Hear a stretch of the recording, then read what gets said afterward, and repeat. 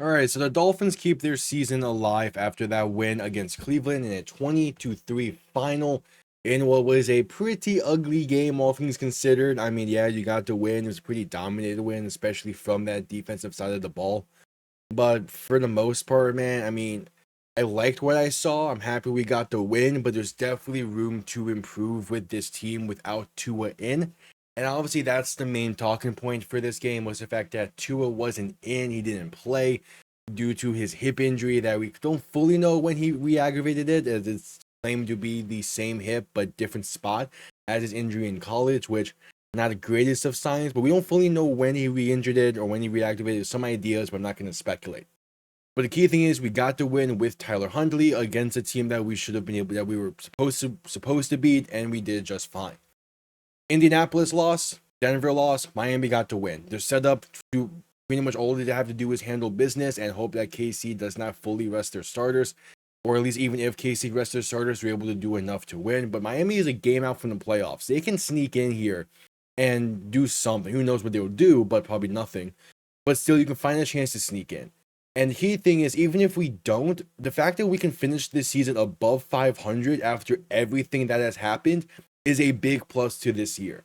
And I know there are some people who are maybe not fully for finishing 500, making the playoffs, and kind of what comes with that.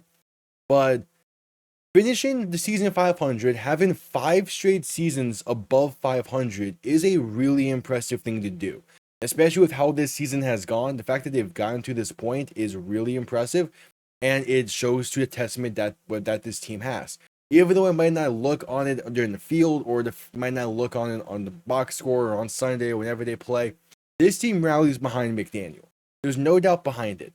There might be some mishaps here and there, and obviously I'm wanting to talk. I have countless times to have talked how much I don't like McDaniel's play calling most of the time this season, and how very questioning some of the decisions he makes. But these players rally behind him. They were 2-6 at one point in the season and have since turned it around when go 6-2 and find themselves right in the final week of the season with a chance to make the playoffs. They rally behind him. The team likes playing for him. There's a reason he's the coach and a reason he got extended. It's one bad year and we still might finish above 500. It goes to show, if you ask if the Dolphins a few years ago, like 6, 7, 8 years ago, before 2016, a high mark for the Dolphins was to finish the season with 10 wins. And we might have our 5th straight winning season in a row. Like, a lot has changed with the Dolphins and the perception of this team and what the expectations come for this team. And I'm not saying there's no warrant behind it. I'm not saying you should not be disappointed with this season. But I'm saying put it into perspective. It takes time, and at the end of the day, the key thing for a lot of teams is to just make the dance and give your team a shot. As only one team can win each and every year. I like what Huntley. I like how Huntley played. I'm not saying I want him to be the backup going forward. I want a backup. I want a backup competition. Bring someone in, draft someone, find a way to create a competition and get the best possible backup possible. And I'm not saying Tua is the end all be all, as I do agree with what a lot of people are saying. If he's not going to be available for some of these big time games, what's the point?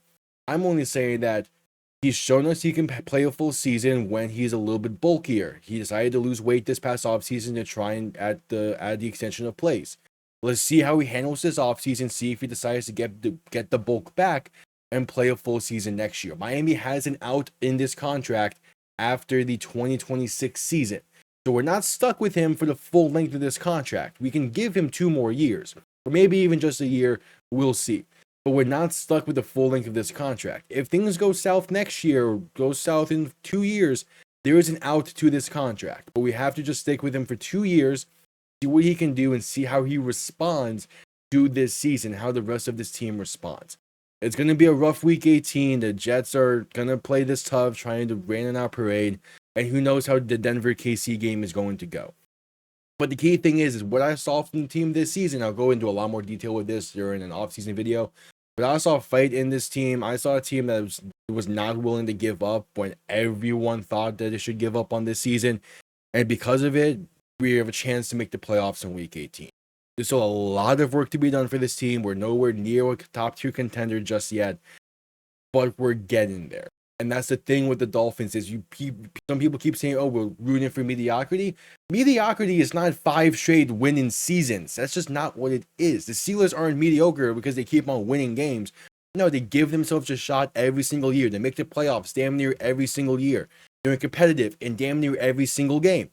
The Steelers and how they are built is what Miami has been wanting to build and what us fans have wanted Miami to build towards for years. And we're starting the pieces of building to that. It's going to take time. It's going to take patience, and understand not having patience as we've been waiting 20 plus years for a playoff win, but it will come eventually. No team is truly bad forever.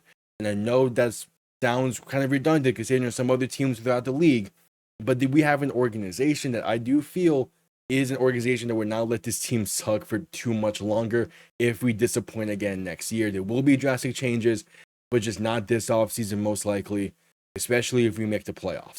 But with all that being said, again, this was kind of more so just a post-game / also off-season preview. I do have a whole video plan about what I want Miami to work on in the off-season, so that will be released during the weeks following.